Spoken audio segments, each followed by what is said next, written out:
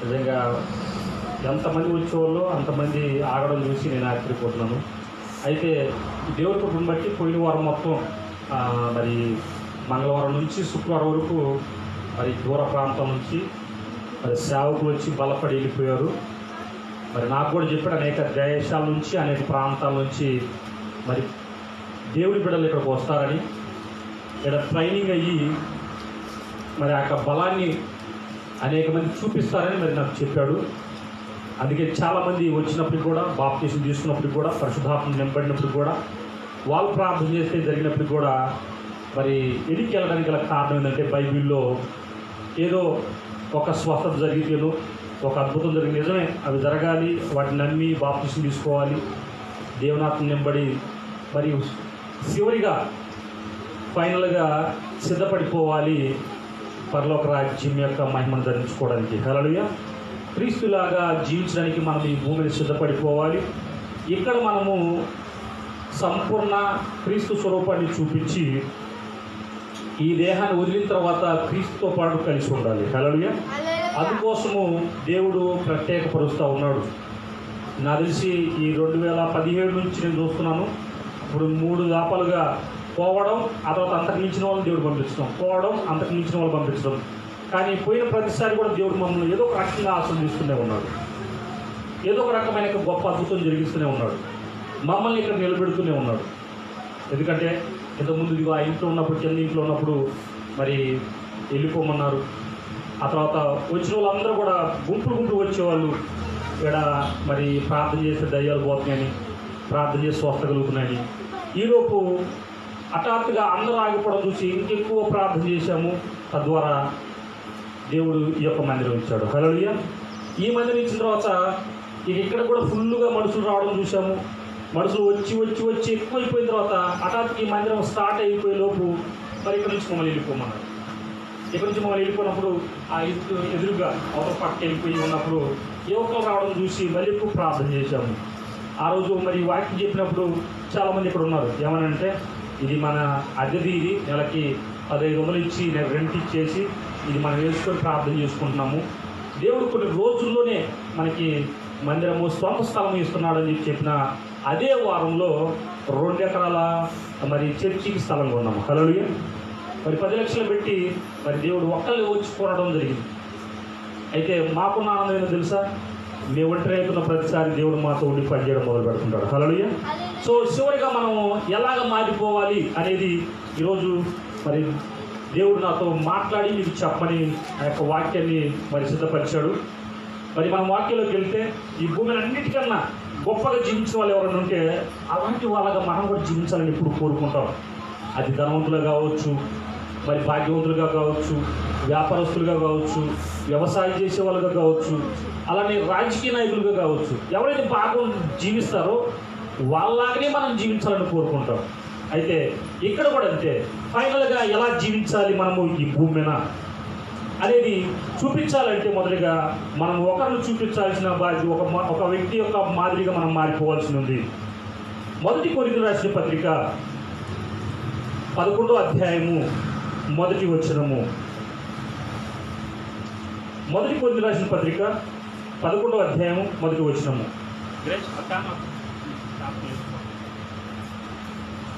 చదువుతారా? ఓకే. పౌలు చెప్తున్నాడు, నేను క్రీస్తుని పోలి నడుచుకున్న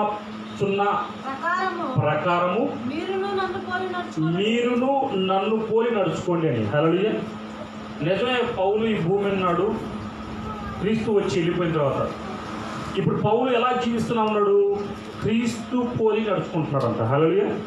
క్రీస్తు ఎలా నడుచుకుంటున్నాడో అలాగా పౌలు నడుచుకుంటున్నాడు. కాబట్టి ఈరోజు నేను జీవించి ఉన్నాను కాబట్టి, బ్రతికి ఉన్నాను కాబట్టి, నేను క్రీస్తుని పోలి నడుచుకున్న ప్రకారం మీరు కూడా నన్ను పోలి నడుచుకోండి అంటున్నాడు. అయితే ఇది మనకి ఫైనల్ ఏంటది? క్రీస్తు పోలికలో మారడం అనేది, క్రీస్తు నడుచుకున్నట్టుగా నడుచుకోవడం అనేది మనము చివరికల్లా చేయాల్సిన పని. అయితే అది మొదటి నుంచి చేస్తే, అయితే క్రీస్తు పోలి అయిన తర్వాత ఏమవుతామో ఈరోజు మనం నేర్చుకున్నాం. మొదటిగా క్రీస్తు పోలి ఎలా నడుచుకోవాలి చూద్దాం.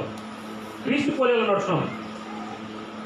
యోహాను సువార్త యోహాను సువార్త 4వ అధ్యాయము 21 నుంచి చదువుకుంటే చూద్దాం. అమ్మా ఒక కాలము వచ్చుచున్నది, ఆ కాలమందు ఈ పర్వతం మీదనైనను యెరూషలేములోనైనను మీరు తండ్రిని ఆరాధింపరు. నా మాట నమ్ముము. మీరు మీకు తెలియని దానిని ఆరాధించువారు, మేము మాకు తెలిసిన దానిని ఆరాధించబడము. హల్లెలూయా. ఇప్పుడు మనము తెలుసుకోవాల్సింది ఏంటంటే, క్రీస్తు ఒకటి తెలుసుకున్నాడు. యేసుక్రీస్తు వారు ఒకటి తెలుసుకున్నాడు. ఆ రోజు సమరయ స్త్రీ దగ్గరికి వెళ్ళినప్పుడు, యాకోబు బావి దగ్గరికి మరి ఈ యొక్క సమరయ స్త్రీని కలుసుకున్నప్పుడు ఈ సమరయ స్త్రీ నీళ్ళిమ్మని అడుగుతుంది. అయితే ఏనేమంటాడంటే, నీ భర్తను పిలుచుకోరానమ్మా, నేను నీకు నీళ్ళు ఇస్తాను అంటాడు, జీవజల నదులు ఇస్తాను అని చెప్పేసి. అయితే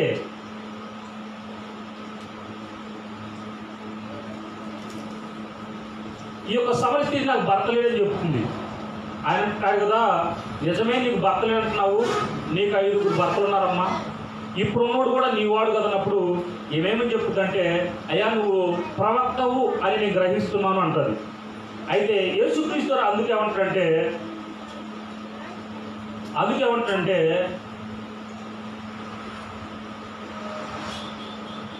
మీరు ఈయన ఏమంటదంటే, అవునయ్యా నిన్ను దేవుని ఆరాధించాలనుకుంటే యెరూషలేములో పర్వతం పైన ఆరాధించాలని కోరుకుంటున్నావు, మరి మేము కూడా అక్కడికి వెళ్ళిపోయి ఆరాధించాలా అని చెప్పినప్పుడు యేసుక్రీస్తు వారు ఏమంటాడంటే, అమ్మా యెరూషలేములోనైనా కానీ, అవునా, అలానే ఈ పర్వతం మీద కూడా ఆరాధించడం కాదు కావాల్సింది, మీరు ఎలాగ ఆరాధిస్తున్నారంటే తెలియని దాన్ని ఆరాధిస్తున్నారు. ఎవరిని ఆరాధించాలో మీకు తెలియదు, అయినా మీరు ఆరాధిస్తున్నారు. నేను నాకు తెలిసిన దాన్ని ఆరాధిస్తున్నాను. హల్లెలూయా. సో ఇక్కడ మనకి నేర్పేది క్రీస్తు ఏంటంటే, తెలుసుకొని ఆరాధించాలి. అవునా? ఒక వ్యక్తిని పొగడాలంటే ఏమై ఉండాలి? అతను గొప్పవాడని మనం తెలుసుకోవాల్సిన బాధ్యత మనపై ఉంది. కాబట్టి తెలుసుకుంటే అతని గురించి మనం ఏ రకమైన పొగడతానని చెప్పవచ్చు, ఎలాగైనా కనపరచవచ్చు, ఎలాగైనా మయపరచవచ్చు. కాబట్టి యేసుక్రీస్తు వారు ఆమెతో ఏమంటారంటే, మేము మాకు తెలిసిన దాన్ని ఆరాధించువారు అంటున్నాం. సో మొదటిగా మనం ఆరాధించేది ఎలాగంటే తెలుసుకొని ఆరాధించాలి. క్రీస్తు కూడా అలాగే తెలుసుకొని, తండ్రి ఎవడో తెలుసుకొని ఆరాధిస్తూ ఉన్నాడు. అది చూడండి, కింద ఒక మాట ఉంది, 22వ వచనము, అయితే యథార్థంగా ఆరాధించువారు ఆత్మతోనూ సత్యముతోనూ తండ్రిని ఆరాధించు కాలం వస్తున్నది, అది ఇప్పుడును వచ్చే ఉన్నది. ఇప్పుడు ఒకవేళ నువ్వు ఆరాధిస్తే దేవుణ్ణి ఎలాగ ఆరాధించాలి? ఆత్మతోనూ సత్యముతోనూ అంటున్నాడు. కింద ఒక మాట 24వ వచనంలో, దేవుడు ఆత్మ కనుక ఆయన ఆరాధించువారు ఆత్మతోనూ సత్యముతోనూ ఆరాధించాలి. ఇది తెలుసుకోవాలి. మనం ఆరాధిస్తే శరీరంతో ఆరాధించడం కాదు, ఆత్మతోనూ. సత్యము అంటే ఏంటి? వాక్యము. వాక్యాన్ని బట్టి ఈయన ఎంత గొప్పవాడో తెలుసుకుని ఆరాధించాలి. వాక్యాన్ని బట్టి ఈయన ఎంత ధనవంతుడో తెలుసుకుని ఆరాధించాలి. వాక్యాన్ని బట్టి ఈయన ఎంత బలవంతుడో అని తెలుసుకుని ఆరాధించాలి. వాక్యాన్ని బట్టి ఈయన ఎంత శక్తిమంతుడో అని తెలుసుకోవాలి. వాక్యాన్ని బట్టి ఈయన ఎన్ని అద్భుతాలు చేశాడో తెలుసుకుని ఆరాధించాలి. వాక్యాన్ని బట్టి ఈయన ఎన్ని గొప్ప స్వస్థలు చేశాడో తెలుసుకుని ఆరాధించాలి. వాక్యాన్ని బట్టి ఈయన ఎలాగ చనిపోయిన వాళ్ళు తిరిగి లేపాడో తెలుసుకొని ఆరాధించాలి. కాబట్టి దేవుడు ఏమైనాడు? ఆత్మ అయి ఉన్నాడని ఎవరు తెలుసుకున్నారు? ప్రభువైన యేసుక్రీస్తు వారు తెలుసుకున్నాడు. కుమారుడుగా జీవిస్తున్న తరుణంలో ఆయన దేవుడు ఏమని తెలుసుకున్నాడు? ఆత్మని తెలుసుకున్నాడు. కాబట్టి ఆయన ఆత్మతోనూ సత్యంతోనూ వాక్యంతోనూ ఆరాధిస్తున్నాడు. 25వ వచనంలో ఆ స్త్రీ ఏమంటుందో చూడండి. ఆ స్త్రీ ఆయనతో, క్రీస్తు అనబడిన మెస్సియా వచ్చునని నేను ఎరుగుదును అంటుంది. ఆయన వచ్చినప్పుడు మాకు సమస్తమును తెలియజేయని చెప్పగా, యేసు నీతో మాట్లాడుతున్న నేనే ఆయనను అన్నాడంట. హల్లెలూయా. చూడండి, ఇప్పుడు ఈయన ఏమైనాడు? యేసు క్రీస్తుని తెలుసుకుంటున్నాడు. శరీరంలో వచ్చిన ఈయన ఏమని చెప్పుకున్నాడు? ఆత్మ అని చెప్పుకుంటున్నాడు, మెస్సియా అని చెప్పుకుంటున్నాడు, అభిషిక్తుడు అని చెప్పుకుంటున్నాడు. సమస్తాన్ని తెలియపరిచేవాడిని ఏనేని చెప్పుకుంటున్నాడు. ఆ స్త్రీ అంటుంది, క్రీస్తు అనబడిన మెస్సియా వస్తే మాకు సమస్తము తెలియజేస్తాడు అంటుంది. ఇప్పుడు ఈయన అంటున్నాడు, ఆ సమస్తం తెలియజేసే క్రీస్తుని నేనే అంటున్నాడు. హల్లెలూయా. ఎందుకని? ఈయన ఆరాధించేవాడు ఆత్మ కనుక, సత్యంలో నడిపించేవాడు కనుక ఆయన ఈయనలో ఉన్నాడని తెలుసుకొని చెప్తున్నాడు. అవునా? మొదటిగా ఆరాధించడం ఎలా చేయాలి? తెలుసుకొని ఆరాధించాలి. అవునా? మరి ఇంకొక మాట, యోహాను సువార్త 5వ అధ్యాయము 19వ వచనంలో రాయబడిన మాట, కాబట్టి యేసు వారికి ఇట్లు ప్రత్యుత్తరమిచ్చును, తండ్రి ఏది చేయుట కుమారుడు చూచునో అదే కానీ తనంతట తాను ఏదియూ చేయనేరడు అంటున్నాడు. ఆయన వేటిని చేయునో వాటినే కుమారుడును అలాగే చేయాలంటున్నాడు. హల్లెలూయా. తండ్రి అంటే ఎవరు? దేవుడు. దేవుడు ఏమి చేయడము యేసుక్రీస్తు వారు భూమి మీద చూశాడో అదే తప్ప ఇంకోటి చేయట్లేదంట. హల్లెలూయా. ఇది మనం చేయాలి ఇప్పుడు. హల్లెలూయా. యేసుక్రీస్తు వారు స్వస్థపరిచాడు, మనము స్వస్థపరచాలి. యేసుక్రీస్తు వారు అద్భుతాలు చేశాడు, మనము చేయాలి. ఏ నామంలో? యేసు నామంలో. యేసుక్రీస్తు నామంలో మనము యేసుక్రీస్తు ఏది చూసి చేశాడో అది ఈరోజు నువ్వు నేను చేయడం కోసము మనం ఎలా నడుచుకోవాలి? క్రీస్తును పోలి నడుచుకోవాలి. ఎందుకని? పౌలు ఎలా నడుచుకుంటున్నాడు? క్రీస్తును పోలి నడుచుకున్న ప్రకారము మీరు నన్ను పోలి నడుచుకుంటున్నాడు. పౌలు కూడా అద్భుతాలు, ఆశ్చర్యకరాలు, సూచిక్రియలు, మహత్కార్యాలు, విడుదలలు, స్వస్థతలు, చనిపోయిన వారు కూడా తిరిగి లేపాడు యేసునామములో. ఎందుకని? ఆయన నడుచుకున్న పోలిక ఎవరిది? క్రీస్తు పోలిక. ఇప్పుడు ఈయనేమంటున్నాడు? క్రీస్తు వారు తండ్రి ఏం చేస్తున్నాడో అది నేను చూస్తున్నాను, అదే నేను చేస్తున్నాను. హల్లెలూయా. దేవుడు ఏం చేయడం నేను చూస్తున్నాను, అది నేను చేస్తున్నాను. ఈ రోజు నుంచి మీరు కూడా చేస్తారంటున్నాడు. ఆయన వేటిని చేయను అదే తప్ప, అవును, ఆయన వేటిని చేయను వాటినే కుమారుడును అలాగే చేయను అంటున్నాడు. అది తప్పించి ఇంకోటి వేరేది ఏది చేయకూడదు. ఇది ఖచ్చితంగా మనకు ఒక ఆజ్ఞ లాంటిది. ఇది తప్ప ఇంకోటి కానే కాదు. నువ్వు వ్యవసాయం చేయి, కూలి పని చేయి, వ్యాపారం చేయి, రాజకీయం చేయి, ధనవంతుడైపో, భాగ్యవంతుడైపో, అవునా, నువ్వేదన్నా చేయి. అయితే మొదటిగా ఎన్ని ఉన్నప్పటికీ కూడా ఎప్పటి నుంచి చేయాల్సిందే నువ్వు. హల్లెలూయా. దేవుడు ఏం చేస్తున్నాడో భూమి మీద నువ్వు చూచి అలాగే చెయ్యాలని కుమారుడు మరి మనకు మాదిరి కనపరిచిపోతున్నాడు. అవునా? చూడాలంటున్నాడు. ఏదైనా చేయాలంటే ఏం చేయాలి? చూడాలి. ఏది చేయాలన్నా చూడాలి. కూలి పని చేయాలన్నా కూడా ఏం చేయాలి? చూడాలి. వ్యవసాయం చేయాలని ఏం చేయాలి? చూడాలి. జాబ్ చేయాలని ఏం చేయాలి? చదివితే సరిపోదు. చదివి ఎదుటివాడు చేసేది చూసి నేర్చుకోవాలి. హల్లెలూయా. ఏం చేయాలి? మొదలుగా చూడాలి. రెండో చూద్దాం. అదే అధ్యాయం 5వ అధ్యాయంలో 30 వచనము, నా అంతట నేనే ఏమీ చేయలేను, నేను వినున్నట్లుగా తీర్పు తీర్చున్నాను. నన్ను పంపిన వాని చిత్త ప్రకారం చేయకూడదు కానీ నా ఇష్ట ప్రకారము చేయకూడదు కనుక నా తీర్పు న్యాయమైంది అంటున్నాడు. హల్లెలూయా. చూడండి, ఈయన ఏం చేస్తున్నాడు? ఆయనంతటా ఆయన ఏం చేయకుండా దేవుడు ఏం చేస్తున్నాడో అది చూచి విని అలాగే చేస్తున్నాడు. హల్లెలూయా. ఇప్పుడు ఆయన చూచి విని చేసే ప్రతిదీ కూడా ఏమవుతుంది? తీర్పు అవుతున్నాడు, న్యాయమైన తీర్పు అవుతున్నాడు. ఎందుకని? ఇక్కడ ఆయన చేసిన పని ఏంటో తెలుసా? ముందు ఒకటి ఉంది. 5వ అధ్యాయం మొదటి రెండో వచనం చూస్తే, యెరూషలేములో గొర్రెల ద్వారం దగ్గర హెబ్రీ భాషలో బెతస్దా అనబడిన కొరీడు కలదు. దానికి 5 మంటపములు కలవు. ఆయా సమయంలో దేవదూత కొరీడులో దిగి నీళ్లు కదిలింపబడట కలదు. నీరు కదిలింపబడిన పిమ్మట మొదటి ఎవడు దిగులో వాడు ఎట్టి వ్యాధి గలవాడైనను బాగుపడదు. కనుక ఆ మంటపంలో రోగులు, గుడ్డివారు, కుంటివారు, ఊచకాల చేతులు గలవారు గుంపులుగా పడి ఉన్నది. అక్కడ 38 ఏండ్ల నుండి వ్యాధి గల ఒక మనుషుడు ఉండెను. యేసు వాడు పడి ఉండటం చూచి వాడు అప్పటికి బహుకాలం నుండి ఆ స్థితిలో ఉన్నాడని ఎరిగి స్వస్థపడబోతున్నావా అని వాడిని అడగగా ఆ రోగి, అయ్యా, నీళ్లు కదిలింపినప్పుడు నన్ను కోనేటిలో దించడానికి నాకు ఎవడూ లేడు కనుక నేను వచ్చినంతలో మరి ఒకడు నాకంటే ముందుగా దిగునని ఆయన ఉత్తరమిచ్చును. యేసు, నీవు లేచి నీ పరుపెత్తుకున్నాడు వాడితో చెప్పగా వెంటనే వాడు స్వస్థత నుండి తన పరుపెత్తుకుని నడిచాడు. హల్లెలూయా.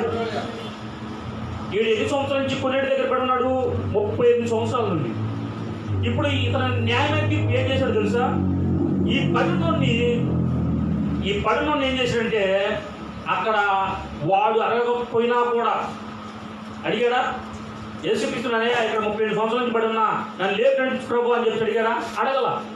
యేసుక్రీస్తే అడుగుతున్నాడు, నువ్వు బాగుపడాలని కోరుకుంటున్నావు అంటే ఎవడన్నా ఆ కోనేట్లో దేవతతో వచ్చి నీరు కదిలించిన వెంటనే నన్ను తీసుకెళ్ళి దింపితే ఖచ్చితంగా నేను బాగుపడేది.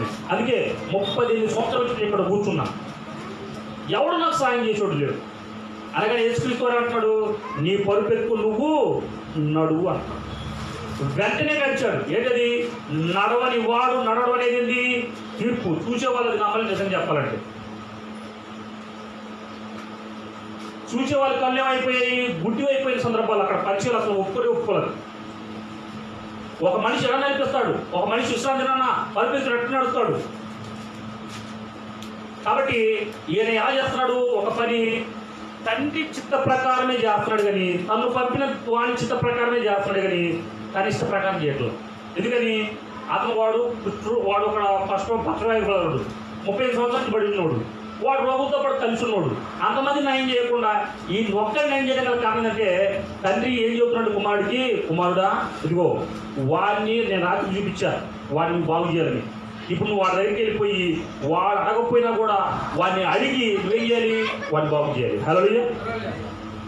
కాబట్టి ఇప్పుడు ఈయన అంటున్నాడు, నా అంతటి నేను ఏమీ చెయ్యలేను అంటున్నాడు. నేను వినున్నట్లుగా అవునా తీర్పు తీసుకున్నాను అంటున్నాడు. అంటే నడవని వాళ్ళు నడవాలి, చూచేవాళ్ళు గుడ్డివాళ్ళు కావాలి. అందుకే యెషయా రాయబడింది, కాళ్ళు ఉన్న అవునా కుంటి వారిని తీసుకురండి. కాళ్ళుండి కుంటి వాళ్ళు ఎట్లయితారు? కాళ్ళు ఉన్నోళ్ళే కదా. కళ్ళున్న గుడ్డి వాళ్ళు తీసుకురండి. ఎందుకని? యేసుక్రీస్తు వారి కళ్ళలో పరిశుభ్ర శాస్త్రాలు సర్దుకాయలు అన్ని అద్భుతాలు చూసి కూడా నమ్మరు, చూసి కూడా. కాబట్టి తీర్పు ఎలాంటిది? చూసేవాళ్ళు చూడకూడదు, నడని వాళ్ళు నడవకూడదు. అందుకనే కాళ్ళు ఉండి కూడా ఇక్కడ రాలేదు చాలా మంది కూడా. కాళ్ళు లేని వాళ్ళు వస్తారు ఇక్కడికి. అందుకే యేసుక్రీస్తు వారు కాళ్ళు లేని వాళ్ళని నడిపించడానికి గల కారణం ఏంటంటే, కాళ్ళుండి కూడా నడలేని వాడు కుంటి వాడని తెలుసుకొని ఏం చేయాలి? సహాయం తీసుకోవాలి ఊటం పట్టుకొని. ఇక్కడ కాళ్ళు చేతులు అన్ని బాగున్నాడు, ఎవడు రాలేదు ఇక్కడికి. ఎందుకని? వాడు కుంటివాడు, గుడ్డివాడు, మగవాడు, అహంగహీనుడు, వాడికి ఉన్న రోగాలు ఎవడికి లేవు. అందుకే ఇక్కడ రాలేడు. నిజమే, ఒక నొప్పి కాగానే, ఆ దురాత్మ పట్టగానే, ఆ కళ్ళు కనపడకపోగానే, ఆ భర్త కొట్టగానే, అవునా ఆ భార్య ఇబ్బంది పడగానే వెంటనే పరిగెత్తుకోవడానికి గల కారణం ఏంటంటే రోగులు ఇక్కడికి వస్తారు. ఎందుకని? మంచిగా అన్ని అవయవాలు బాగున్నవాడు రోగి కాబట్టి ఈ లోకంలో దేవుడి దృష్టిలో వాడిని నడిపించాలంటే ముందు ఏదో ప్రాబ్లం ఉన్నాడు ఇక్కడ రావాలి. అది వాళ్ళని బాగు చేసి బాగున్న వాడిని పిలుచుకురావడానికి వాళ్ళు సహకరిస్తూ ఉంటారు. కాబట్టి ఇక్కడ ఏమంటున్నాడు? నన్ను పంపిన వారి చిత్త ప్రకారమే చేయకూడదు కానీ నా ఇష్ట ప్రకారము నేను చేయకూడదు అంటున్నాను. కాబట్టి తండ్రి చెప్పినట్టుగా చేయడము, విని చేయడము, దేవుడు చేసే తండ్రి చెప్పే మాట చూచి అలా చేయడం అనేది ఎవరు అవునా ఏం చూపిస్తుంది? దేవుడు ఎలా ఉన్నాడు ఈ భూమి మీద అలా జీవిస్తారు. దేవుడు నిజంగా ఇక్కడ భూమి మీదకి వస్తే ఎలా జీవిస్తారో చూపించాలంటే ఎవరు కావాలి? ఇక్కడ ఒకటి కావాలి, ఆయన దేవుడు కుమారుడు అయి ఉండాలి. హల్లెలూయా. ఆయన క్రీస్తు అయి ఉండాలి. ఆ పోలిక ఆయన చూపించాడు. అవునా? కాబట్టి మనం ఏం చేయాలి? ముందు తెలుసుకొని ఆరాధించాలి, 2 చూడాలి, 3 వినాలి, ఇంకోటి చూద్దాం. యోహాను సువార్త 4వ అధ్యాయము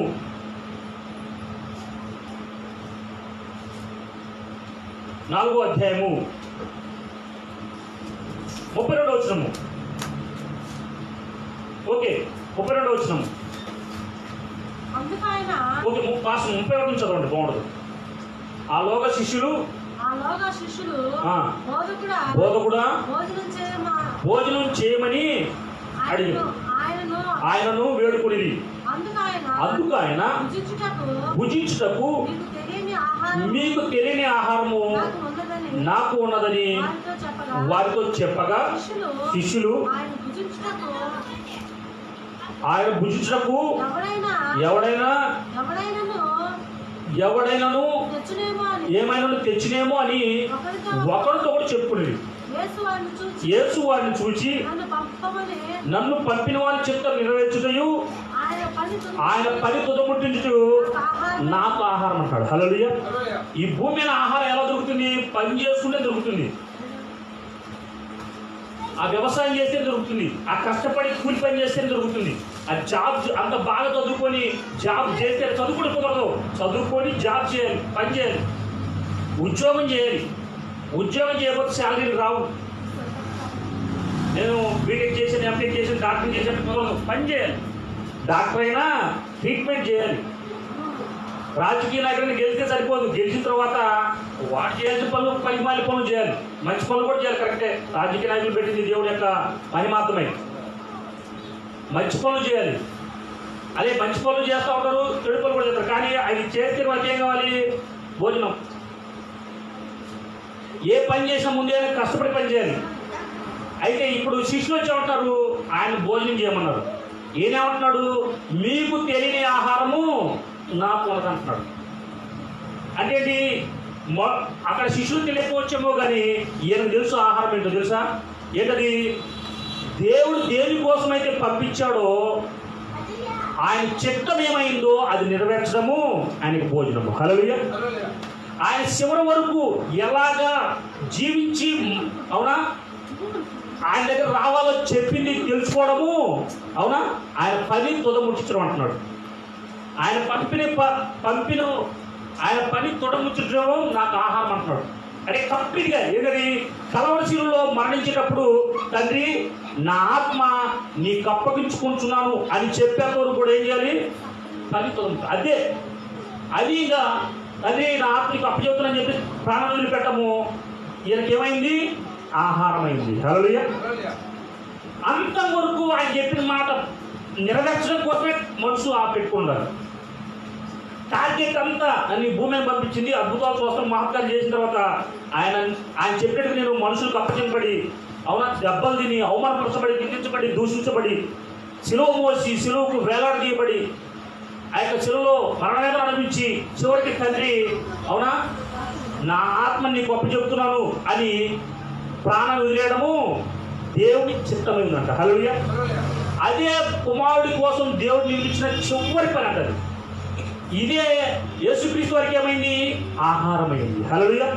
దాన్ని ఆ యొక్క మాటను బట్టే ఈయన ఎదురు చూస్తూ ఉన్నాడు 3.5 సంవత్సరాలు.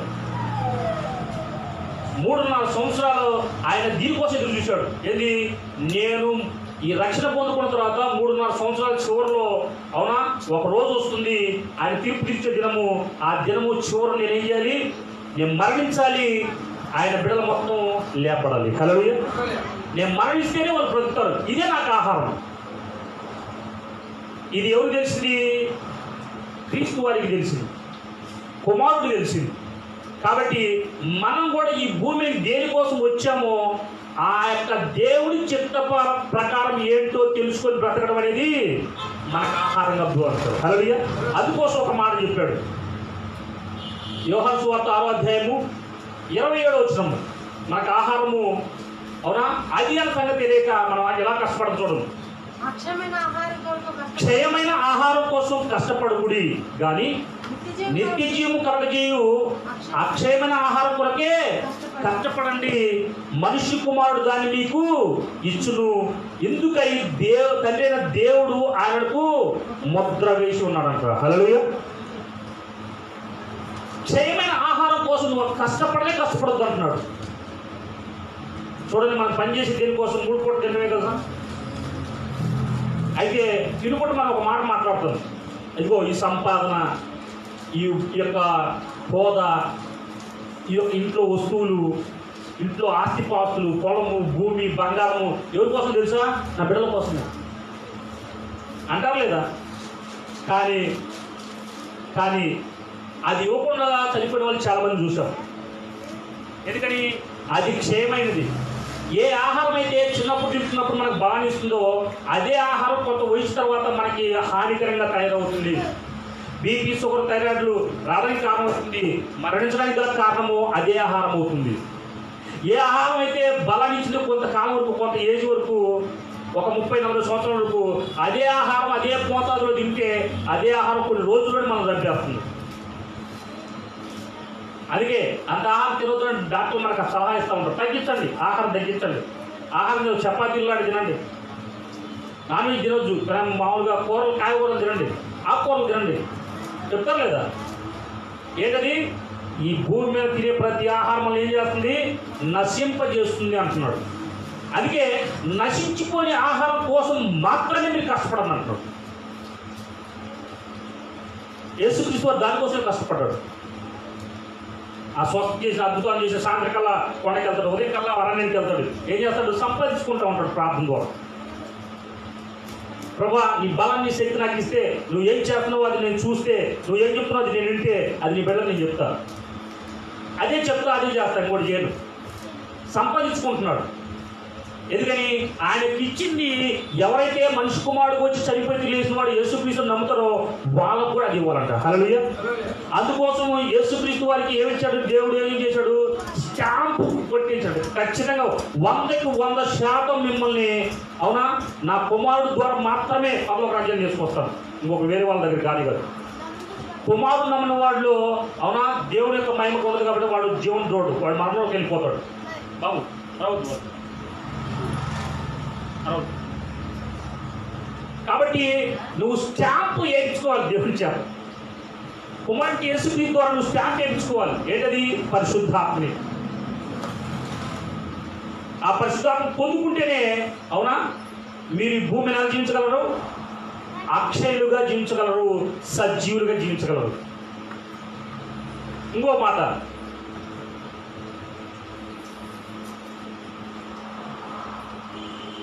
ఏడో అధ్యాయము 37వ వచనము. ఓకే, 37వ వచనం నుంచి. ఆ పండుగలో మహాదినమైన అంత్యదినమున యేసు నిలిచి, ఎవడైనాను దప్పికునే ఎడల నా యొద్దకు వచ్చి దప్పి తీర్చుకునేవాడు.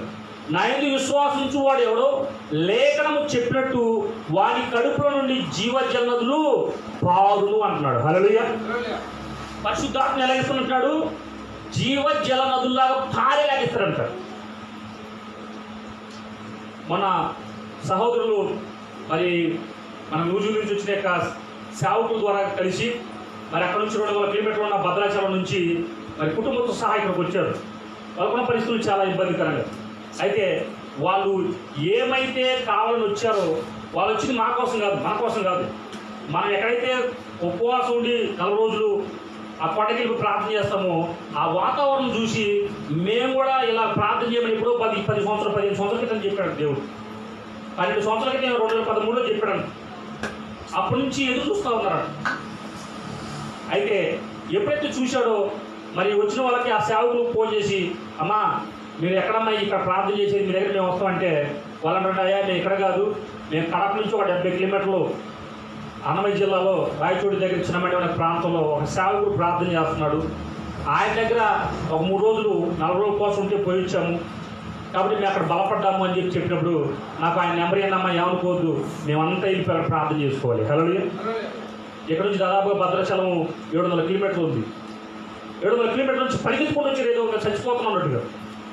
అయితే అక్కడికి వచ్చి 3 రోజులు ప్రార్థనలో, బుధ, గురు, శుక్రవారం 3 రోజులు ఉపవాస ప్రార్థనలో, మంగళవారం నుంచి వర్షంలో దాదాపుగా గంటల తరబడి మేము ప్రార్థన చేసినప్పుడు మరి దూరం నుంచి వచ్చే సేవకులు మన సొంత పనులు అని చెప్పేసి ఇంకో చోట పోయి వాక్యం చెప్పడం, ఇంకో చోట పోయి ప్రార్థన చేయడం చేయకుండా దూరం నుంచి వస్తున్నారని చెప్పేసి దేవుడు నాకు ఇచ్చిన యొక్క తలంపుని బట్టి వాళ్ళు వచ్చి వెళ్ళేంతవరకు కూడా ఏది తక్కువ కాకూడదని చెప్పేసి వాళ్ళకి క్రీస్తు ప్రేమ ఎలా ఉండదో చూపించాలని చెప్పేసి 3 రోజులు పని మానేసి ఇక పాస్టర్ గారి వడ్డీ పెట్టడము, నేను వాళ్ళు తీసుకొని కొండకి వెళ్ళిపోయి ప్రార్థన చేయడం. 1 రోజు అయిపోయింది, 2 రోజు అయిపోయింది, 3 రోజున వాళ్ళ పిల్లలు మా పిల్లలు ఇక వచ్చిన వాళ్ళు ఇక మిగతా వాళ్ళు కలిసి అందరూ కూడా కొండకి వెళ్తే ఇక్కడ వచ్చి ప్రేమ వర్షం ఇచ్చిన మండిలో ఎప్పుడైతే ఆ ముళ్ళరు కూడా దాటిపోయి ఆ కొండలోకి వెళ్ళిపోతున్నామో వర్షం మొదలైపోయింది. ఇక దాదాపుగా 12-11:30కి అక్కడికి వెళ్తే 1:30 వరకు వర్షం తగ్గల. కొంతవరకు ఎక్కిన తర్వాత వర్షం ఎక్కువైపోయేసరికల్లా ఇక పిల్లలైతే చలికి అది ఆ వర్షాన్ని తడిసి ఉరుకుతూ ఉన్నారు. ఇక పాస్టర్ని ఒక రాయి కింద కూర్చోబెట్టి ఇక మేము ఎక్కడ కదలకుండా అక్కడున్న సేవకురాలకు ఒకటే చెప్పాము వచ్చిన వాళ్ళకి, మీరు ఎక్కడ నిలబడ్డారో అక్కడ నిలబడి చేతులకి ప్రార్థన చేయండి. హల్లెలూయా. వర్షం బీభత్సంగా పడుతుంది, తుఫాను మొత్తం మామేనే ఆవరించి పడింది అన్నట్టుగా ఉంది. ఇక మేఘాలు మొత్తం కూడా మామే వచ్చి పడుతున్నట్టుగా, నీళ్ళు మొత్తం మామే వచ్చినట్టు పడుతున్నట్టుగా మాకు అనిపిస్తూ ఉంది. కానీ చేతులు పైకి ఎత్తేసి పాటలు పాడుతూ ప్రార్థన చేస్తున్నాము. 1:30 పైగా చేతుల నుంచి కూడా ప్రార్థన చేసినప్పుడు ప్రతి వారు మండారంతే. హల్లెలూయా. ప్రతి వారు సంపూర్ణంగా మండి, అవునా. ఇక ప్రార్థన అయిపోయిన తర్వాత ఇక దిగుదామని చెప్పి అనుకోకుండా మళ్ళీ కొండకి వెళ్ళిపోయి పైకి వెళ్ళిపోయి, అవునా, మళ్ళీ ప్రార్థన చేసుకొని దిగి రావడం ద్వారా వాళ్ళు ఏమన్నా తెలుసా, దేవుడు దేనికోసం అయితే మమ్మల్ని ఇక్కడ పంపించాడో ఆ జీవాహారం సమృద్ధిగా పంపించాడు. హల్లెలూయా. మేము దీనికోసం వచ్చాం. ఇలా ప్రార్థన చేస్తారన్న సంగతి, అవునా, కొండకి పైకి వెళ్తేనే అర్థమవుతుందన్న సంగతి నాకు అర్థమైపోయి దేవుడు మరి పిలవడంతో మరి ఇక్కడికి రావడం కుటుంబంతో అని చెప్పినప్పుడు వాళ్ళతో పాటు 2-3 కుటుంబాలు జాయిన్ అయినప్పుడు మరి వాళ్ళకే కాదు మిగతా వాళ్ళకు కూడా దేవుడు సమృద్ధికి ఇచ్చున్నాడు. హల్లెలూయా. కాబట్టి ఎలా ఇచ్చాడంటే ఇదే చెప్పాను నేను, మీరు ఇలాగ వచ్చారు, ఆఫ్ నీళ్ళతో కలుషంగా వచ్చారు, దేవుడు మిమ్మల్ని సంపూర్ణంగా నింపుతున్నాడు అని చెప్పేసి ఆ గ్లాస్ నీళ్ళు సగం చేసుకొచ్చి దాన్ని కొంచెము ఎంటిగా ఉన్న నీళ్ళలో కొంచెము ఆ నలకలు ఉన్న నీళ్లు ఆ నీళ్ళలో ఈ పై నీళ్ళు పోస్తున్నప్పుడు ఆ నీళ్ళు మొత్తం పొరిగిపోయి మంచినీళ్ళు మారేంత వరకు కూడా నింపుతున్నప్పుడు అది ఈ వాక్యం నాకు గుర్తు చేశాడు దేవుడు. హల్లెలూయా. ఏంటది, నువ్వు ఎలాంటి వాడమైనా అసంపూర్ణంగా వచ్చినా, అవిశ్వాసిగా వచ్చినా, రోగంతో వచ్చినా, దరిద్రంలో వచ్చినా, అప్పులో వచ్చినా, వ్యాధి బాధల్లో వచ్చినా, దేనిలో వచ్చినా నిన్ను విడిపించువాడు దేవుడు. హల్లెలూయా. నిన్ను గిన్నె, అందుకే దావీదు చెప్తా ఉంటాడు, నా గిన్నె నిండి పొర్లిపోతుందని చెప్తా ఉన్నాడు. అది ఆ చూసిన వాళ్ళు చెప్పి ప్రార్థన చేసినప్పుడు వాళ్ళు బలంగా తట్టుకోలేకపోయాడు. కాబట్టి ఏమంటాడు, నా యొద్దకు వచ్చి వారు ఎలా నింపుతున్నట్టున్నాడు, జీవ జల నదులతో. అంటే యేసుక్రీస్తు వారు కుమారుడుగా ఎలా నింపాడో అలాగ నువ్వు కూడా నింపబడే బిడ్డగా మారిపోవాలి. హల్లెలూయా. క్రీస్తులా మారడం అంటే ఏంటి, వచ్చిన ప్రతి వారికి ఏ రకం వచ్చారో ఆ రకంగా ఇవ్వడమే దేవుని యొక్క ఉద్దేశము, చిత్తము నెరవేర్పు. అదే నీ పని భూమి మీద. ఇది యేసుక్రీస్తు వారు తెలిసింది. కాబట్టి ఏమంటున్నాడు, నా యొద్దకు విశ్వాసం ఉంచుకోవడం ఎవడో లేఖనము చెప్పినట్టు వాక్యమే చెప్పింది, వాడి కడుపులో ఎలా నింపుతున్నాడు, జీవ జల నదులతో ఉబికి పారినట్టుగా చేస్తున్నట్టున్నాడు. మీరు ఇక్కడ నుంచి అలాగ జీవ జల నదులుగా మారుదురుగాక. అంటే మీరు ఏమి ఇస్తున్నా అది నీకు ఎక్కువ వస్తూనే ఉండదన్నమాట. బట్టలు ఇస్తే బట్టలు వస్తాయి, అవునా, భోజనం పెడితే భోజనం ఎక్కువ వస్తుంది, ఇంకా వస్తూనే ఉంటాయి. మీకు డబ్బులు ఇస్తే డబ్బులు వస్తుంది. ఒకరికి ఎందుకు ఈ శరీర సంబంధం చెబుతున్నాను, మొదట ఈ ఎందుకు ఇస్తామంటే పరలోక సంబంధమైనదే ఇచ్చాడు దేవుడు. హల్లెలూయా. అక్షయమైనదే ఇచ్చాడు, నశించిపోందే ఇచ్చాడు, అవునా. ఆశీర్వాదం అంటే ఏంటో ఆ యొక్క ఆత్మీయ స్థితి ద్వారా మనకి ఇచ్చాడు. గొప్పదాన్ని ఇచ్చిన దేవుడు కొద్ది వాక్యం మాట్లాడు మొదటిగా.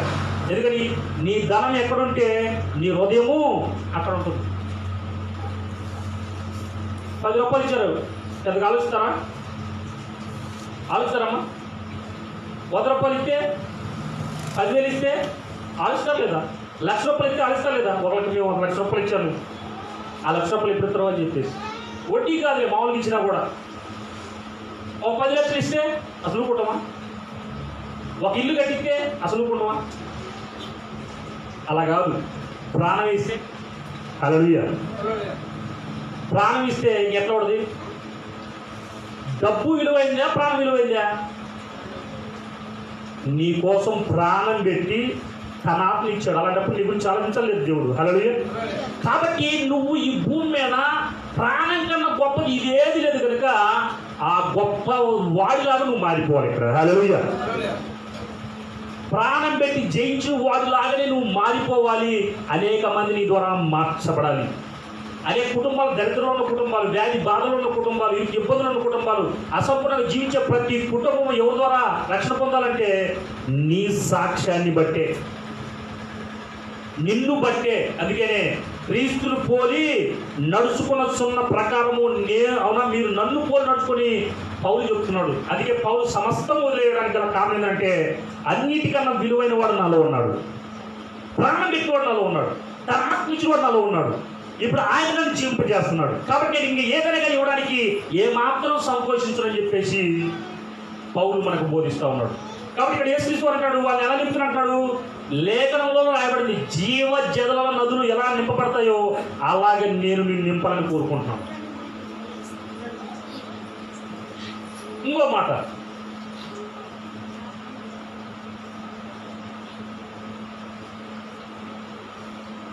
యోహాను సువార్త 10వ అధ్యాయము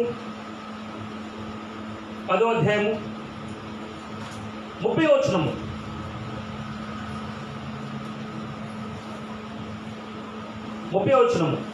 పేజీ నెంబర్ 91. యోహాను సువార్త 10వ అధ్యాయము 30వ వచనము. 10:30 నేనును తండ్రిను. అది ఇది ఇక్కడ తెలుసుకోవాల్సింది ఏంటంటే నీ ఒక్కడే కాదు, నీ కోసం ప్రాణం పెట్టి తిరిగి లేచిన ప్రభు ఇప్పుడు నీలో ఉన్నాడని, నువ్వు ఆయన ఏకమై ఉన్నారని తెలుసుకో. హల్లెలూయా.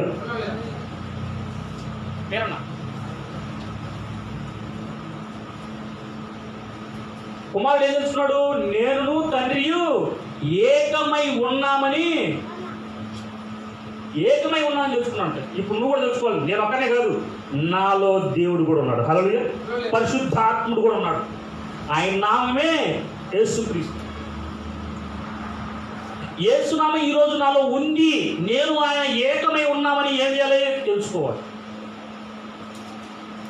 ఇంకో మరి తెలుసుకున్న తర్వాత నువ్వేం చేయాలి చూడండి. 37వ వచనము, 37 నుండి 38.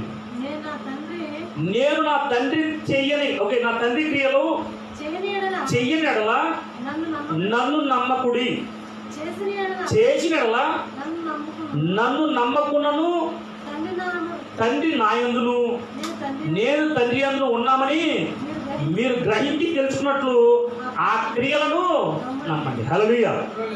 ఎదుటివాడు నమ్మే క్రియలు నువ్వు చేయాలంటే. హల్లెలూయా. ఎవరికి క్రియలు, ఎవరి పనులు ఇవి? దేవుని పనులు. అవునా? దేవుని పనులు ఎలా ఉంటాయి? మనుషులు నమ్మే విధంగా ఉంటాయి. ఇక ఇవి తప్పి ఇలా చేసేవాడు దేవుడు తప్పించి కూడా చేయడు. ఆ రోజు చనిపోయిన వాళ్ళు లేపినా, గుడ్డి వాళ్ళు లేపినా, గుడ్డి వాళ్ళు నడిపించినా, మోగాన్ని మాట్లాడింపు చేసినా, చెడు వాళ్ళు ఇంపు చేసినా, దయ్యాల నుంచి విడగొడుతున్నా, ఎలాంటి పనులు అవి? మనుషులు చేసే పనులు కావు. అవునా? ఎదుటివాడు నమ్మే అంతగా గ్రహించి, అవునా, ఎదుటివాడు గ్రహించి తెలుసుకునే క్రియలు ఎవరు చేయాలి? నువ్వే చేయాలి. ఎందుకంటే నీలో ఎవరున్నారు? తండ్రి ఉన్నాడు. హల్లెలూయా. నీలో దేవుడు ఉన్నాడు, ప్రభు ఉన్నాడు, కుమారుడు ఉన్నాడు, పరిశుద్ధాత్మ ఉన్నాడు, వాక్యం ఉంది. ఇప్పుడు నువ్వు ఎవరి గురించి, అవునా, నువ్వు తెలుసుకుని నువ్వేం చేయాలి? తండ్రి నీలో ఉన్నాడు అని తెలియజేసే క్రియలను నువ్వు చేయాలి. అందుకే అంటున్నాడు యేసుక్రీస్తు వారు చేసే అంటున్నాడు, నువ్వు మీరు నమ్మవద్దు, కానీ నాలో పని చేస్తుంది చూసినవా, అద్భుతాలు చేస్తుంది చూసినవా, ఆ 30 సంవత్సరాల నుంచి ఆ కొనేటి దగ్గర పడేవాడిని లేపని చూసినవా, ఆ గుడ్డివాడిని చూసావా, ఆ యొక్క అంగహీనుని చూసావా, ఆ ద్రాక్షేనంతో ఆ బాధపడి విడిపోయిన పని చూసావా, వాళ్ళందరినీ స్వస్థపడి చుట్టూ చేసే చూసావా, అవి నా క్రియలు కాదు, నాలో ఉండి తండ్రి చేస్తున్నాడు. హల్లెలూయా. దేవుడు చేస్తున్నాడు. ఎందుకని? ఆయన నేను ఏకమై ఉన్నాం. ఇది నువ్వు తెలుసుకోవాలి. హల్లెలూయా. యేసుక్రీస్తు వారి నుండి పనిచేసిన ప్రతి పని, ప్రతి క్రియ ఎవరిది? దేవుడిది. ఎందుకంటే కుమారుడు తెలిసిపోయింది, తండ్రి నేను ఏకమై ఉన్నాము. హల్లెలూయా. ఎందుకంటే నేను చనిపోయిన తర్వాత తిరిగి లేపేది నా తండ్రే, ఇంకొకరు కానీ కాదు. ఎవడొచ్చి నాకు సహాయం చేయడు. నేను కలవరిలోకి వెళ్ళి శిలువలోకి వెళ్ళిన తర్వాత రిక్తునిగా చేసుకుంటాను, ఒంటరిగా చేసుకుంటాను. ఒంటరి నేను, తండ్రి నాతో ఉన్నాడు కనుక మరణించిన తర్వాత 3వ దినం నన్ను ఖచ్చితంగా లేపుతాడు. కాబట్టి నేను ఇప్పుడు ఏం చేస్తానంటే నా ప్రాణాన్ని ఇవ్వడానికి సిద్ధంగా ఉన్నాను. హల్లెలూయా. నా ప్రాణం ఇవ్వడానికి సిద్ధంగా ఉన్నాను. అలా కారణం ఏంటంటే నేను చనిపోయిన తర్వాత 3 దినం ఖచ్చితంగా నా తండ్రి నన్ను లేపగలడు. ఎందుకంటే ఆయన నేను ఏకమై ఉన్నాం. కాబట్టి ఈరోజు నేను బ్రతికొండగా చేసే ప్రతి క్రియలు ఎవరిది? దేవుడివి. తండ్రి ఉండటం వల్ల ఆ తండ్రి చేసే ప్రతి క్రియ మీరు గ్రహించి తెలుసుకునేట్టుగా చేస్తున్నాడు. హల్లెలూయా. చాటు మాట చేసే కార్యాలు కావు ఈయన చేసేది. నలుగురు చూచి గ్రహించుకొని తెలుసుకొని నిజరక్షకుడు ప్రభుని యేసుక్రీస్తు వారు ఈయన తప్ప ఒకడు దేవుడు లేడు అని తెలుసుకునే విధంగా, గ్రహించే విధంగా ఆయన క్రియలు ఉంటాయి. అట్టి క్రియలు మీరు చెయ్యుదురుగాక, అట్టి దేవుడు ప్రత్యక్షను మీరు చూపించుదురుగాక. ఎందుకంటే ఈ భూమి మీద అవునా, ఇప్పుడు కుమారుడు చర్య దగ్గరికి వచ్చేసాడు, ఈ రోజు నిన్ను కూడా అలానే పెట్టున్నాడు. ఇంకో మాట 13వ అధ్యాయము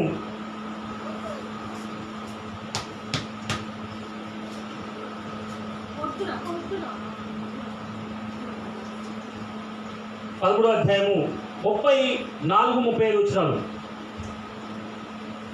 మీరు ఒకరినొకరు ప్రేమింపవలనని మీకు క్రొత్త ఆజ్ఞ ఇస్తున్నాను. నేను మిమ్మల్ని ప్రేమించినట్టే మీరును ఒకరినొకరు ప్రేమింపవలను. మీరు ఒకరి ఎడల ఒకరు ప్రేమ గలవారైన దీన్ని బట్టి మీరు నా శిష్యులు అగుదురు. హల్లెలూయా. అంటే ఇప్పుడు నేను మీకు బోధిస్తున్నాను, మీరు ఖచ్చితంగా ఈ మాట వినాల్సిందే. హల్లెలూయా. ప్రేమలో వింటాడు. అలానే మీరు ఈ ప్రార్థన అయిపోతుందో మీరు మాకు చెప్తారు కొన్ని విషయాలు, అది కూడా నేను మీ గురించి ఏం చేయాలి, ప్రార్థన చేయాలి. దీన్ని ఏమంటున్నాడు, ప్రేమ అంటున్నాడు. ఒకరి గురించి ఒకరు ఏం చేయాలి, ప్రేమించుకుంటున్నాడు. నువ్వు చెప్పే మాట నేను వినాలి, నేను ఇప్పుడు చెప్పే మాట మీరు వినితీరా. మీరు నా మాట వింటేనే అవునా నేను మీ జీవితంలో ఏం చేయాలనో మీరు తెలుసుకుంటారు కనుక అవి మీరు అడుగుతారు. అదేగా మీరు చెప్పేది అయిపోతుందా, పాస్టర్ గారు ఈ విషయం గురించి ప్రార్థన చేయండి, ఆ విషయం గురించి ప్రార్థన చేయండి, తలపు గురించి ప్రార్థన చేయండి, గర్భఫలం గురించి ప్రార్థన చేయండి, జాబ్ గురించి ప్రార్థన చేయండి, అదిగో ఇరుగు ఇబ్బంది గురించి ప్రార్థన చేయండి, దురాత్మ నుంచి విడుదల ప్రార్థన చేయండి, వివాహం జరగాలని ప్రార్థన చేయండి, జాబ్ రావాలని ప్రార్థన చేయండి. అదే కదా ఈ యొక్క మరణకరమైన రోగం నుంచి విడుదల పొందుకోవాలని ప్రార్థన చేయండి. కాబట్టి ఎప్పుడు అది మేము ఇప్పుడు ఏమైనాలి, ప్రేమతో వినాలి. హల్లెలూయా. వీళ్ళు ఎప్పుడు దీని గురించి అడుగుతారులే, ఏం ప్రార్థన చేస్తాలే అని కాదు, ప్రార్థన చేయాల్సింది ఖచ్చితంగా. దీని ఏమంటాడు, ఒకరినొకరు ప్రేమించుకునే యొక్క ప్రతాజ్ఞ అంటున్నాడు. ఒకరి మాట ఒకరు వినాలి అంటున్నాడు. దాన్ని ఏమంటున్నాడు, ప్రేమ అంటున్నాడు. కింద 14వ అధ్యాయము 6వ వచనం నుండి, యేసు నేనే మార్గమును సత్యమును జీవమును, నా ద్వారానే తప్ప ఎవడును తండ్రి వద్దకు రాడు. ఇది నువ్వు తెలుసుకోవాలి. కుమారుడైన యేసుక్రీస్తు వారిలో పనిచేసింది ఎవరు, మార్గము. కుమారులో పనిచేసి మాట్లాడించింది ఎవరు, సత్యము. వాక్యం అదే కదా, వాక్యమే సత్యం, ఇంకోటి కానీ కాదు. అవునా, పరలోక రాజ్యం తీసుకెళ్ళారు పరిశుద్ధాత్ముడు. ఎవరు ఉన్నారు, కుమారులు ఉన్నారు. ఇప్పుడు ఆయన నా కొరకు సరిపోయి లేచిన నమ్ముతున్న మనము ఏం చేయాలి, ఈ మార్గాన్ని, ఈ సత్యాన్ని, ఈ జీవాన్ని చూపించాలి. హల్లెలూయా. ఇప్పుడు వాస్తవానికి యేసుక్రీస్తు వారి లాంటి కుమారుడు లాంటి కార్యాలయం చేయడం కష్టమైపోయింది లోకంలో ఉన్న సేవకులు ఈ భూలోకంలో. కానీ యేసుక్రీస్తు వారు ఏం చెప్పి తెలుసా, నా లాంటి కార్యాలు చేయమని చెప్పలా. ఎలాంటి కార్యాలు చెప్పాడో తెలుసా, కింద చూడండి. పనిలో ఓకే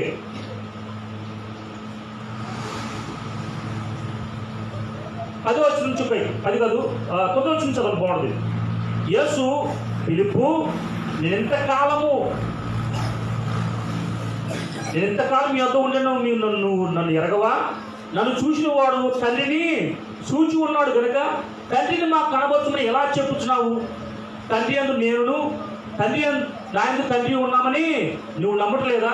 నేను మీతో చెప్పిన మాటలు నా అంతటి నేనే చెప్పుటలేదు. తండ్రి నా యందు నివసించు తన క్రియలు చేయించున్నాడు. తండ్రి అందు నేనును నా యందు తండ్రి ఉన్నామని నమ్మండి, లేదా ఈ క్రియల నిమిత్తమైనను నమ్మండి. నేను తండ్రి వద్దకు వెళ్తున్నాను కనుక నేను చేయు క్రియలు నా యందు విశ్వాసం ఉంచువాడును చేయను, వాటికంటే మరీ గొప్పవి చేయును అంటున్నాడు. హల్లెలూయా. యేసుక్రీస్తు వారు ఇలాగ చేయాలి, అంతకంటే గొప్ప చేయాలి. యేసుక్రీస్తు వారి కంటే గొప్ప కార్యాలు చేయుదుగాక. ఇది నమ్ముతారు అసలు చెప్పాలంటే, యేసుక్రీస్తు వారు చేసిన కార్యాలు చేయడమే గొప్ప. ఇప్పుడు ఆయన అంటున్నాడు, నాకంటే గొప్ప కార్యాలు ఎవరు చేయాలంటున్నాడు, నమ్మిన ప్రతి వాడు చేయాలంటున్నాడు. ఈ మాట విన్న ప్రతి వాడు ఎలా చేయాలి, యేసుక్రీస్తు అంటే గొప్పగా చేయాలంటే. ఎందుకంటే ఆ పైన పిలుపు ఏమంటాడంటే, ఒకసారి ఫస్ట్ నుంచి ఈ యొక్క యోహాను సువార్తలో యేసుక్రీస్తు వారు తండ్రి నేను ఇలా చెప్తూ ఉంటాడు. అయితే ఈ పిలుపుకి అనిపిస్తుందంటే గొప్పవాడు చెబుతున్నాడు కదా. అవునా? ఇప్పుడు నేను అంట కదా, నాకు ఒక గురువు గారు ఉన్నారు, ఆయన అభిషేకించాడు, ఆయన అభిషేకంలో ఈరోజు ఇక్కడ నిలబడ్డాను కాబట్టి ఈరోజు ప్రార్థన చేస్తున్నా, వాక్యం చెప్తున్నా, అందరూ మారిపోయి స్వస్థలు విడుదల అద్భుతాలు చూస్తున్నారంటే ఇలా కారణం ఆ గురువు గారు ఏం చెప్తే ఏమనుకుంటారు? అందరూ కూడా ఆయనే కావాలనుకుంటారు. ఈయన కూడా చెప్తున్నాడు పిలుపు కూడా తండ్రి గురించి చెప్తుంటే పిలుపు ఏమంటారు? ఎందుకు వచ్చినలో, ప్రభువా తండ్రిని మాకు కనబరచు, మాకంటే చాలు అంటున్నాడు. ఎవరైతే తండ్రి గొప్పని చెబుతున్నాడో ఆ గొప్పని చూపించాలంటున్నాడు. అందుకు యేసుక్రీస్తు అరే పిలుపు, నేను 3.5 సంవత్సరాల నుంచి దగ్గర ఉంటున్నా, ఇన్ని అద్భుతాలు మహత్కార్యాలు సూచక్రియలు విడుదలను స్వస్థలు చూచి మళ్ళీ ఇంకా తండ్రి గురించి చెబుతున్నాం ఏంటి? ఎందుకని? తండ్రి నేను ఏకమై ఉన్నావు కనుక తండ్రి నాలో ఉండి పనిచేస్తున్న సంగతి మీరేదా? తండ్రి అందు నేను, నా ఎందుకు తండ్రి ఉన్నామని నమ్మండి. లేదా ఇప్పుడు జాగ్రత్త చూసిన అద్భుతం, అక్కడ పుట్టివాడు నడిచాడు 30 సంవత్సరాల నుంచి పక్షవాయు గలవాడు. ఎవరు చేశారు అది? తండ్రి నా నుండి చేశాడు. ఇక నన్ను చూసి ఇక్కడ నుంచి పని ఇంత గొప్ప కార్యం చూసిన తర్వాత ఇంకా మళ్ళీ తండ్రి కావాలంటున్నావు ఏంటి? నేను చేస్తున్న క్రియలే తండ్రి నన్నులో ఉన్నాయని చూపిస్తున్నాయి కనుక ఇక తండ్రి గురించి ఆలోచించండి మీరు. హల్లెలూయా. నన్ను చూసిన వాడు తండ్రిని చూసినట్టే. హల్లెలూయా. ఈ రోజు నుంచి తండ్రి నా దేవుడు నువ్వు చూపించుదుగాక. కుమారుడు ఎలాగైతే తండ్రిని చూపించినట్టుగా దేవుని చూపించినట్టుగా నీవు కూడా ఆ క్రియల ద్వారా దేవుని స్పష్టంగా చూపించే బిడ్డగా మారుదుగాక. నీ ప్రతి ప్రార్థన యేసు నామములో అక్కడే జరుగునుగాక. ఎందుకని అలా జరగాలని ఎవరు కోరుకుంటున్నారు? అలా కాదు, అంతకంటే వాటికంటే మరి ఎక్కువ గొప్ప కార్యాలు ఎవరు చేయాలని కోరుకున్నాడు? కుమారుడంటే యేసుక్రీస్తు వారే భూమిని కోరుకుంటాడు. నువ్వు చేయాలని ఎవరో చేయడం కోరుకు కాదు, నీవే చెయ్యాలి. యేసునామంలో నువ్వు ప్రార్థన చేస్తున్నట్టు అక్కడే స్వస్థత జరగాలి. యేసునామం నువ్వు ప్రార్థన చేసిన అక్కడే విడుదల జరగాలి. నువ్వు ప్రార్థన చేసిన అక్కడే అద్భుతాలు జరగాలి. నీ బ్యాంక్ బ్యాలెన్స్ మారాలి. ఈరోజు ఏ రకం వచ్చావు అంతకన్నా గొప్ప స్థాయిలో ఇక్కడికి రావాలి. అనేక మందికి అప్పించేపెట్టగా నువ్వు మారాలి. తలగా నువ్వు మారాలి. పైవాడిగా నువ్వు మారాలి. ధనము నువ్వు ఇచ్చేపెట్టగా భూమి మీద అనేక మంది గొప్ప జనాంగం కంటే నువ్వు గొప్పవాడి కావాలి. ఇది దేవుని చిత్తం నీ జీవితంలో. హల్లెలూయా. ఇంకొకరుగా పాస్టర్ గారు గొప్ప అయితే పాస్టర్ ఇస్తారులే, ఆ బ్రదర్ గొప్ప అయితే ఆ బిడ్డకి ఇస్తే నాకు ఇస్తారులే, ఇది కాదు అసలు. దేవుడే నీకు ఇచ్చిన దాన్ని ఇతరులకి ఇవ్వాలి దేవుడు కోరుకుంటాడు. అందుకే అంటాడు, నువ్వు నాకంటే ఏం చేయాలంటాడు? నాకులాగా చేయాలి, నాకంటే గొప్ప చేయాలి. ఎందుకంటే గొప్ప చెబుతున్నా అంటే గొప్పవాడు ఉన్నాడు కనుక. ఎలాగో చూడండి, ఎలా గొప్పవాడు చూద్దాం. ఎఫెసీయులకు రాసిన పత్రిక 5వ అధ్యాయం 1వ వచనం. ఎలా గొప్ప చేయగలుగుతావు చూద్దాం ఈరోజు. Page number 175.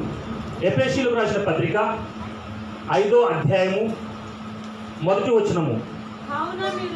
కావున మీరు ప్రియులైన పిల్లల వలె దేవుని పోలి. ఇందాక నేను మొదట ఏం మాట్లాడాను? నేను క్రీస్తుని పోలి నడుచుకున్న ప్రకారం మీరు నన్ను పోలి నడుచుకోండి పౌలు చెప్పాడు.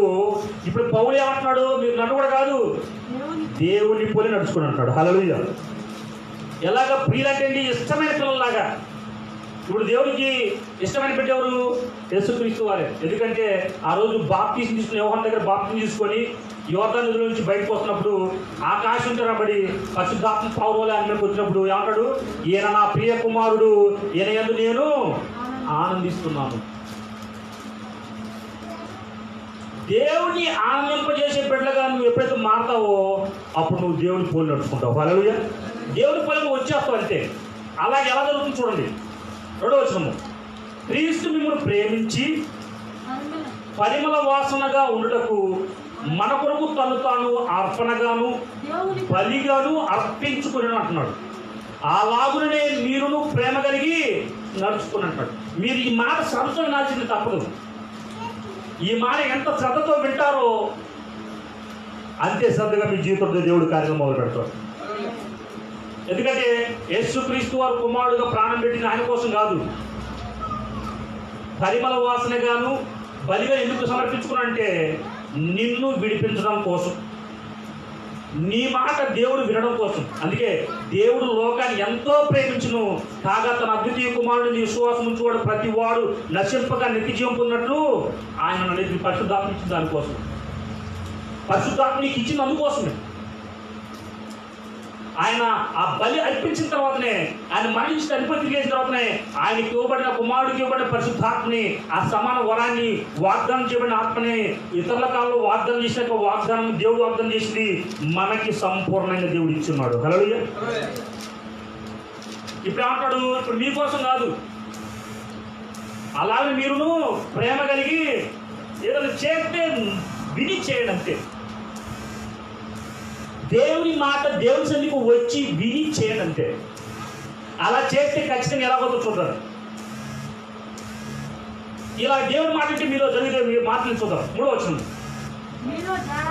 మీలో జాగ్రత్తమే గాని ఏ విధమైన అపవిత్రతే గాని లోపమే గాని వీటి పేరైనా ఎత్తకూడదు, ఇదే పరిస్థితులకు మీరు ప్రేమ. ఇప్పుడు ఎప్పుడైతే ఈ మాట వెంటనే దేవుని సన్నిధికి వచ్చి ప్రతి వారము ఉపవాసం ప్రార్థన చేస్తూ దేవుడి వాక్యం చదువుతున్నప్పుడు మీకు జరిగేది ఏంటంటే జాగ్రత్తం ఉండదట మనలో. హల్లెలూయా. అంటే అందరూ తిన్నట్టుగా మనం తినాలి, అందరూ చేసినట్టుగా మనం చేయాలి, అందరూ మాట్లాడినట్టుగా మనం మాట్లాడాలి.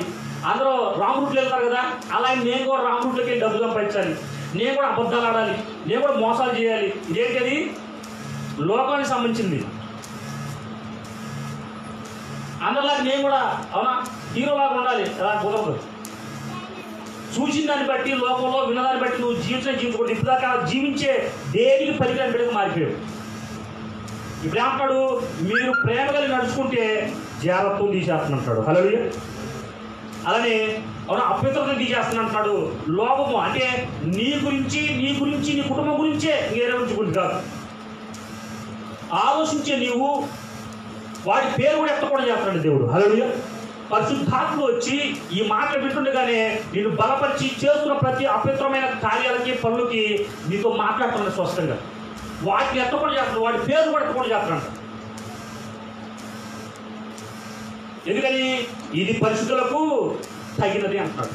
ప్రేమ కలిగి నడుచుకున్న ప్రతి వాడు పరిశుద్ధుడు కనుక ఆడు ఎలా అంటాడు అంటే కనీసం లోకంలో ఉన్న వాటి పేర్లు కూడా ఎత్తకుండా జీవించడమే దేవుడు కోరుకునేది. హల్లెలూయా.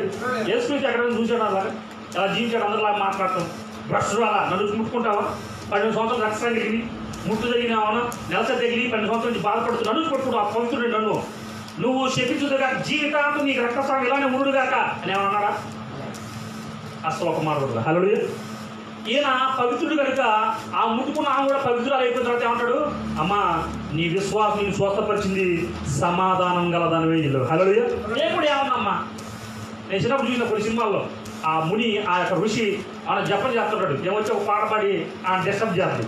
వెంటనే లేచి ఆ నీళ్ళు పట్టుకుంటూ అందులో నుంచి అవునా ఆ చెవులో తీసుకుని నువ్వు రాయి అయిపోదు కాక, నువ్వు పాము అయిపోదు కాక, నువ్వు పిలువ అయిపోదు కానీ అక్కడ అయిపోతుంది.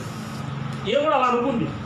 నన్ను పాపం పవిత్రుడు నన్ను ఏమైనా చెప్పిస్తాడేమో అని చెప్పి అనుకుంది. కానీ ఈయన అవునా క్షమించడం కోసం ఈ భూమికి వచ్చున్నాడు. హల్లెలూయా. శిక్షించడం కోసం కాదు. కాబట్టి పరిస్థితులకు ఏం తగింది? ఈ లోకంలో ఉన్న వాటి పేరు కూడా ఎత్తకుండా జీవించడం అనేది నీ జీవితంలో ఆయన చిత్తమైంది. హల్లెలూయా. అలా చేస్తాడు అంతే ఆయన. ఎప్పుడు మీరు ప్రేమ కలిగి నడుచుకుంటే, ఎప్పుడు మీరు ప్రతిరోజు దేవుడి మాట వింటుంటే. ప్రతి వారం ఆదివారం మాత్రమే చెప్తాను నేను, ప్రతిరోజు 3 పూటలు తింటాం లేదా, ఉదయం మధ్యాహ్నం సాయంత్రం, ఇలానే దేవుని మాట కూడా వినండి. హల్లెలూయా. ఒక ఆదివారమే వచ్చి 1 గంట కూర్చొని 2 గంటలు కూర్చొని బైబిల్ అవునా వాక్యం వినేసి బలపడిపోతే ప్రతిరోజు వింటే ఎలా ఉండదు చూడండి, ప్రతిరోజు అడిగి ప్రార్థన చేసి ఎలా ఉండదు చూడండి. నువ్వు దేవుని పోలికగా మారిపోతావు. హల్లెలూయా. క్రీస్తు పోలిక మారుతావు, దేవుని పోలిక మారిపోయి నువ్వు దేవుడి క్రియలు చూపించగలుగుతావు. ఈ పూట కింద చదవండి 4వ వచనం. కృతజ్ఞత వచ్చినవి మీరు ఉచ్చరింపవలెను కానీ మీరు బూతులైనను పోకిరి మాటలైనను నరసోక్తులైనను ఉచ్చరింపకూడదు, ఇవి నీకు తగవు అంటున్నాడు. హల్లెలూయా.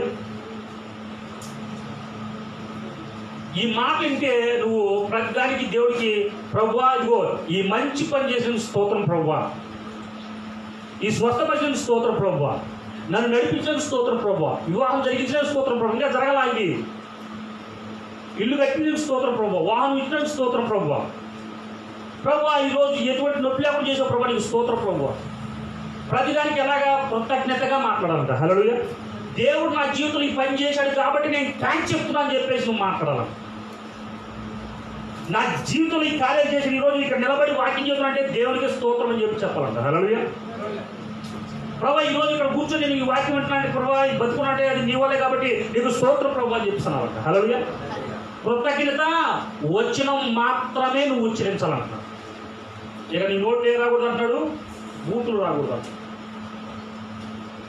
మీరు తాగుతున్నారు కదా, రోజులు నీళ్ళు తాగుతున్నారు కదా, హఠాత్తుగా నీళ్ళు ఎక్కడన్నా చేదుకు వచ్చినాయా? ఒకరోజు వచ్చినాయి అమ్మాయి అన్న, మీరు ఇన్ని రోజుల నుంచి నీళ్ళు తాగుతున్నారు చిన్నప్పటి నుంచి, ఆ బోర్లలో కానీ అవునా, ఆ ఫిల్టర్ వాటర్లో కానీ, ఓకే ఆ ట్యాంక్లో కానీ, ఆ కాలంలో కానీ, ఆ చెరువులో నీళ్ళు తాగుతున్నారు కదా, ఎక్కడన్నా చేదు కదా కనిపించే మీకు ఆ టేస్ట్ రుచి చేదు కనిపించే ఎక్కడన్నా? ఎందుకు కనిపించవు? అవి మంచినీరు కనుక. హల్లెలూయా. మంచినీరులో మంచినీరే ఉండదు కానీ చేదు నీరు ఉండదు కాబట్టి, ఉప్పు నీరు ఉండవు కాబట్టి మళ్ళీ సొంతం దగ్గరికి వెళ్ళండి. ఆ చెన్నై కానీ వైజాగ్ కానీ అటు ఇంకా దూరంగా ఆ సొంత వైపు వెళ్తే అవన్నీ ఉప్పు నీళ్ళు ఎక్కడ కూడా మంచిగా ఉండవు. కానీ వాటిని శుద్ధీకరించి మంచినీరుగా మారుతున్నారు. మంచినీటి నుంచి చేదు నీళ్ళు ఉరవ కనుక ఇప్పుడు మీ రోడ్డు నుంచి మంచి మాటలు వస్తే చెడు మాటలు రావచ్చా? రాకుండా పరిశుద్ధాత్మ దేవుడు చేస్తారంట. హల్లెలూయా. నువ్వు ఇప్పుడు మాట్లాడు కరెక్టే. ఇప్పుడు నువ్వు ఈ వాక్యం తర్వాత నువ్వు అడిగిన ప్రార్థన బట్టి దేవుడు నీ నోట్ల నుంచి బూతులు రానేడంట, పోటీ మాటలు రానేడంట. మనిషిని బట్టి మనం ఇప్పుడు రాజకీయ నాయకుడితో ఒక రకంగా, ఉద్యోగస్తులు ఒక రకంగా, వ్యాపారస్తులు ఒక రకంగా అట్లా చూడండి. నేను పొగడ్డంటాం ఒక మనిషిని బట్టి. అవునా? అదే కదా, ఒక వ్యక్తిని పొగుడుతున్నట్టు అర్థం ఏంటి? నరసూక్తులు అనమాట. ఎందుకంటే అదే సాయం చేస్తారు, లేదు కుదరదు అట్లకి. ఎవరైనా సరే క్రీస్తునందు ఒకే రక్తంతో కడగబడ్డారు, ఒకే మార్గం ఇవ్వబడింది, ఒకే సత్యంలో నడుస్తున్నాము, ఒకే జీవం మనకి ఇవ్వబడింది, ఒకే పరలోక రాజ్యం మనం వెళ్తాం కాబట్టి అది చిన్నోడు పెద్దోడు ఏం కాలేదు. హల్లెలూయా. కాబట్టి అంటాడు వావి మనకు తగవనుక ఆ తగిన పనులు పరిశుద్ధాత్మ మన జీవితంలో చేయడం. ఒకవేళ మాట్లాడుతున్నారంటే ఇక్కడ ఈ వాక్యం కూడా అటువంటి వాళ్ళు క్రీస్తులాగా మారాలని కానీ, క్రీస్తు పోలికలో నడుచుకోవాలని కానీ, దేవుడి పోలికగా మారాలని కానీ వారు అనుకోవటం. 5వ వచనం, వ్యభిచారి అయినను, అపవిత్రుడైనను, విగ్రహారాధికుడై ఉన్న లోబి అయినను క్రీస్తు యొక్క దేవుని యొక్క రాజ్యం యొక్క హక్కుదారుడు కాడను సంగతి మీకు నిశ్చయంగా తెలియను అంటాడు. హల్లెలూయా. మీరు తెలుసుకోవాలి. ఇంకా అబద్ధాలు ఆడేవాళ్ళు, మోసం చేసేవాళ్ళు, వ్యభిచారం చేసి దొంగతనం చేసేవాళ్ళు, తాగేవాళ్ళు, అవునా, ఇష్టకాలం జీవించేవాళ్ళు, అవునా, ఈ పరిశుద్ధాత్మక అర్హులు కాదు పరలోక రాజ్యానికి.